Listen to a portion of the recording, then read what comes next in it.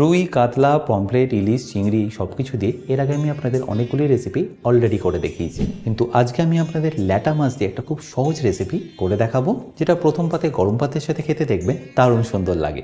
তাহলে চলুন রেসিপিটা শুরু করা যাক।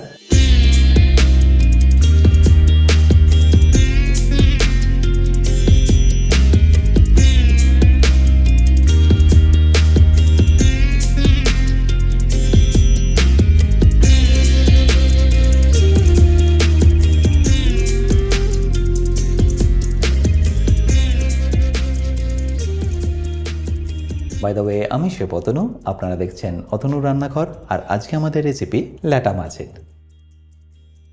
আচ্ছা, এই রেসিপিটা বানানোর জন্য সর্বপ্রথম আপনাদের একটা পেস্ট বানিয়ে নিতে হবে। তার জন্য একটা বোল নিয়ে আমি তার মধ্যে নিয়ে নিচ্ছি 2 চা চামচ কালো সর্ষে, যেটা আমি অলরেডি আগে থেকে ভালো করে ভিজিয়ে রেখেছিলাম।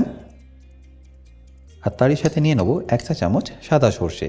তারপর দিয়ে দেবো একটা পেঁয়াজকে এইভাবে পাতলা করে স্লাইস করে, পেস্টটা যাতে ফাইন হয় সেই জন্য এটাকে আমি এইভাবে পাতলা করে স্লাইস করে দিয়ে দিলাম। তারপর এর মধ্যে দিয়ে দেবো কয়েকটা আদা স্লাইস, 5টা থেকে 6টা। এছাড়াও লাগবে কয়েকটা কাঁচা লঙ্কা, আপনারা যেরকম ঝাল খেতে পছন্দ করবেন সেই অনুযায়ী এখানে দিয়ে দেবেন। তারপর দিয়ে দেবো স্বাদ মতো নুন আর 2 চা চামচ মতো সর্ষের তেল।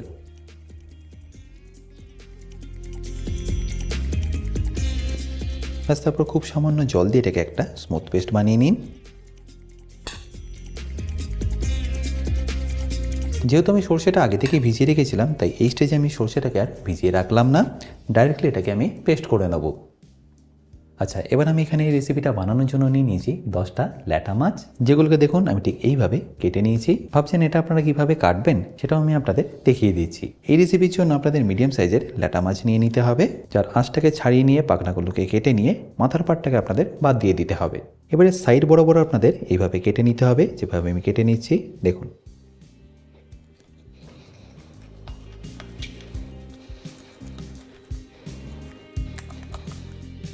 আশা করি নিশ্চয়ই দেখতে পাচ্ছেন আমি এটাকে কীভাবে কেটে নিলাম।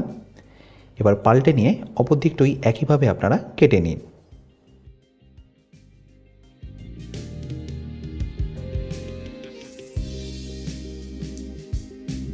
দেখুন, এবার এই যে মাছের কাঁটাটা সেটা এইভাবে থেকে যাবে, আর 2 সাইড থেকে কিন্তু এইভাবে ফাঁক হয়ে যাবে। আশা করি নিশ্চয়ই বুঝতে পারছেন আমি এটাকে এখন কীভাবে কেটে নিয়েছি। এবার এই মাছের কাঁটাটাকে আপনাদের শুধু বাদ দিয়ে দিতে হবে। তার জন্য এটাকে এইভাবে প্রেস করুন, তারপর হালকা চাপ দিয়ে এইভাবে বাদ দিয়ে দিন।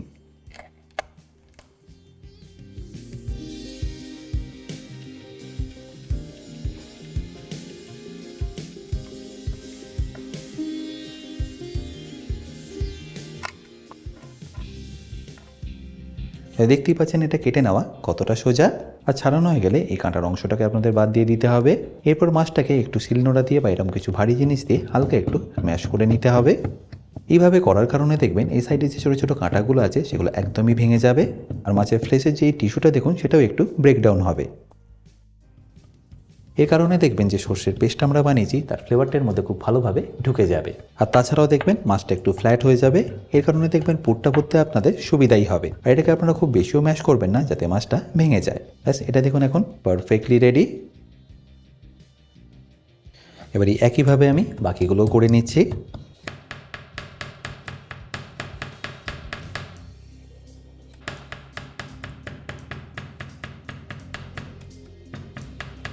আচ্ছা, এবার আমি এর মধ্যে দিয়ে দিচ্ছি অল্প একটু নুন।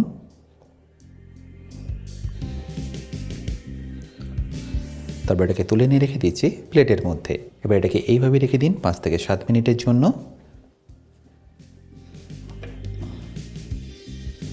দেখুন, এবার যে পেস্টটা করেছিলাম সেটা এখন এখানে পারফেক্টলি রেডি। এবার এর মধ্যে দিয়ে দিন অল্প একটু হলুদ গুঁড়ো, খুব বেশি নয়, 1-3 চা চামচ দিয়ে দিলেই হবে। ব্যাস, তারপর এটাকে ভালো করে একবার মিশিয়ে নিন।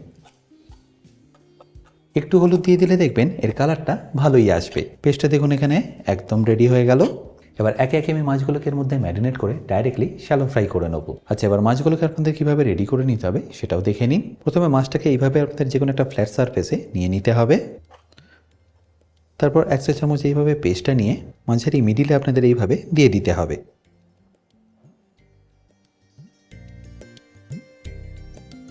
আর দেওয়া হয়ে গেলে মাছটাকে এইভাবে আপনারা বন্ধ করে দিন। ব্যাস, দেখুন মাছের মধ্যে আপনাদের পুরটা কিন্তু ভরা হয়ে গেল।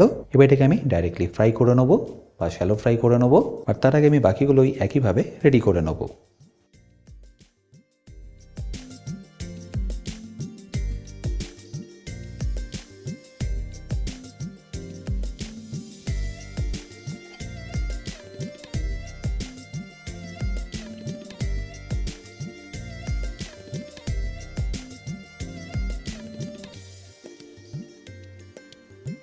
এবার মাছটাকে কুক করে নেওয়ার জন্য দেখুন তেলটা আমি এখানে আগে থেকেই গরম করে নিয়েছি।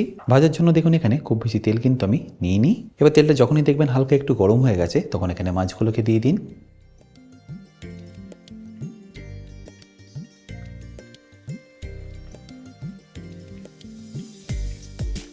দেওয়ার পরে কিন্তু এটা এইভাবে একটু খুলে যাবে। একটু কুক হয়ে গেলেই দেখবেন এটাকে আপনারা আপনা আপনি এইভাবে ফোল্ড করে দিতে পারছেন। আর এইভাবে ফোল্ড করে নেওয়ার পর এটাকে ভালোভাবে কুক করে নিন।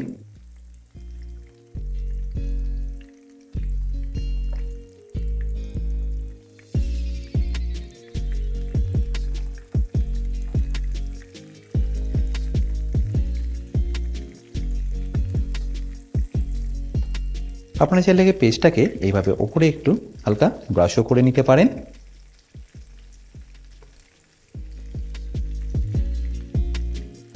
আচ্ছা, এখানে বলে রাখি, আপনারা যারা অতনু রান্নাঘরের ইউটেন্সিলগুলো কিনে নিতে চাইছেন, লিঙ্ক আমি ডেসক্রিপশন বক্সে দিয়ে রেখেছি। অ্যামাজন থেকে সেটা আপনারা ইজিলি কিনে নিতে পারবেন। এবার একদিকটা কুক হয়ে গেলে পাল্টে নিয়ে অপর দিকটাও কুক করে নিন।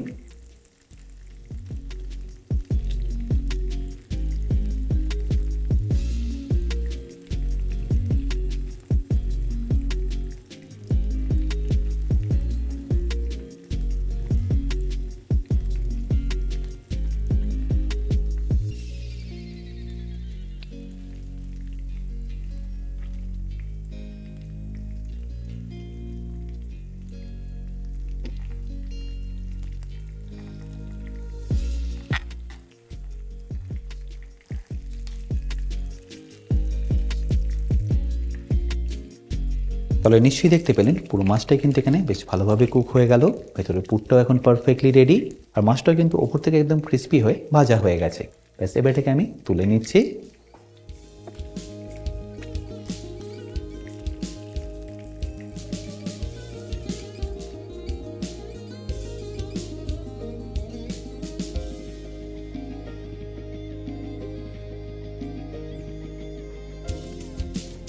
আশা করি সম্পূর্ণ রেসিপিটা আপনাদের নিশ্চয়ই ভালো লেগেছে। আর যদি ভালো লেগে থাকে অতি অবশ্যই কিন্তু আমাকে কমেন্টে জানাতে ভুলবেন না। বাই দ্য ওয়ে, আমি শেফ অতনু, আপনারা দেখছিলেন অতনু রান্নাঘর। দেখা হচ্ছে আপনাদের সাথে একটা নতুন রেসিপি নিয়ে নেক্সট এপিসোডে। ভালো থাকবেন, সুস্থ থাকবেন।